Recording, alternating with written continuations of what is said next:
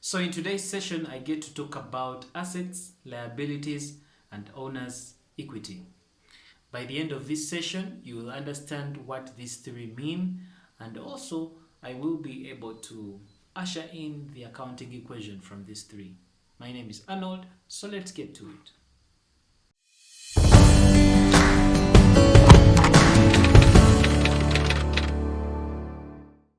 So tomorrow you can easily wake up and you have a business idea. Of course, if you're having a business idea, you're supposed to put money into that idea to make it come to life. So this is where we go ahead and start what we call a business. Now there are various forms of businesses that you can create. You can either create a sole proprietorship or a partnership or a company. We shall discuss those forms of business formations later on in the video series.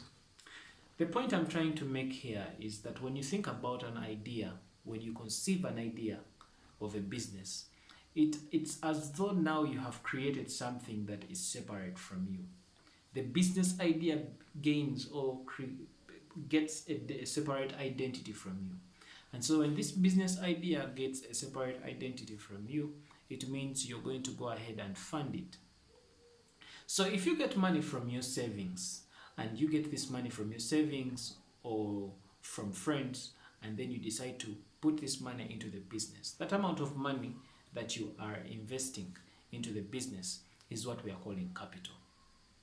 So when you invest this capital into the business, now this capital is now owned by the business, and this capital now, it's no longer your money, you've given it to the business.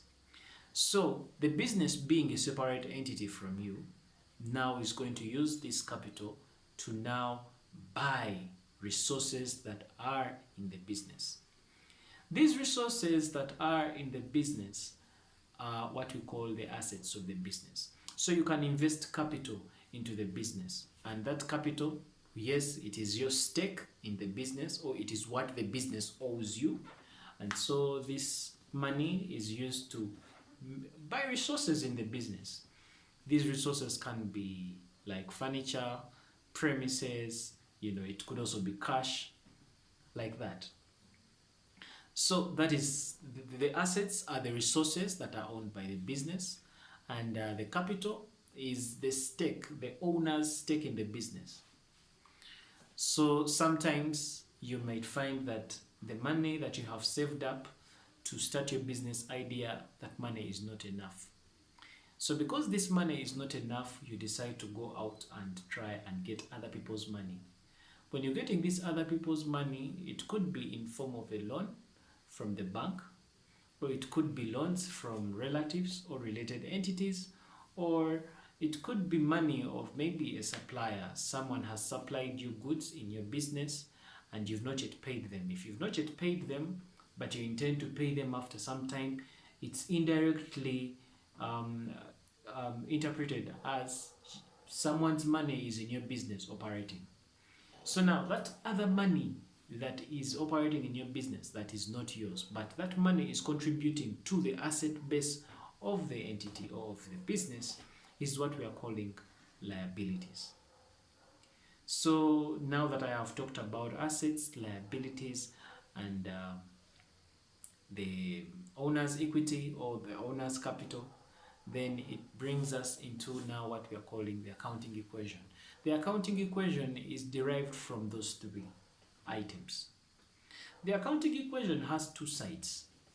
We have the one side that is showing the resources in the business, and the other side that is showing where those resources are coming from. In the first instance, I said that when you are starting a business, you're going to begin with your own resources. Maybe it is savings from you.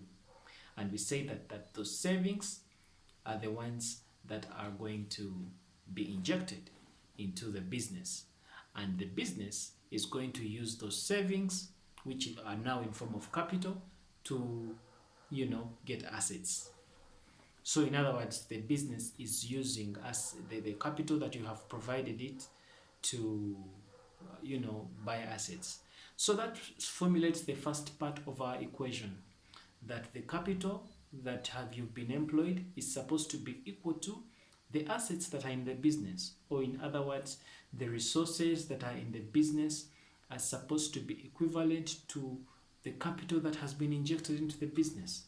That is the first part of the equation. But it is very common that in most cases that the owner of the business may not have enough resources, and so we'll have to rely on other people's resources to contribute to the assets in the business. And so those other people's monies, that could be loans from banks, that could be suppliers that have given you stuff and you've not yet paid them, those other people's monies that are in your business are what we are calling liabilities.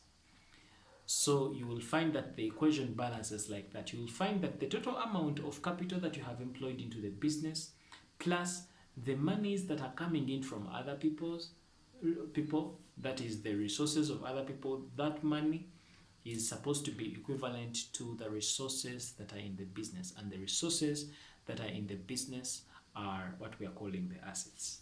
So this is basically what we call the accounting equation.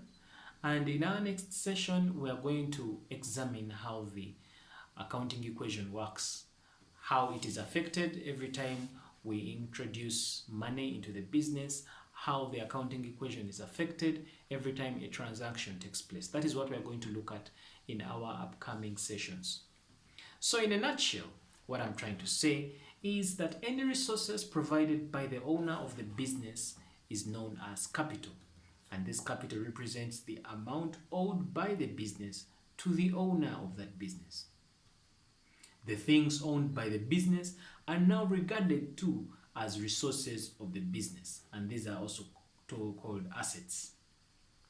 In addition to the owner contributing capital to the business, other people may also provide assets to the business. The amount owed by the business to these other people is what we call liabilities.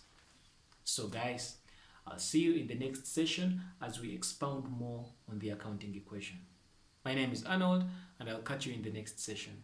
Take care.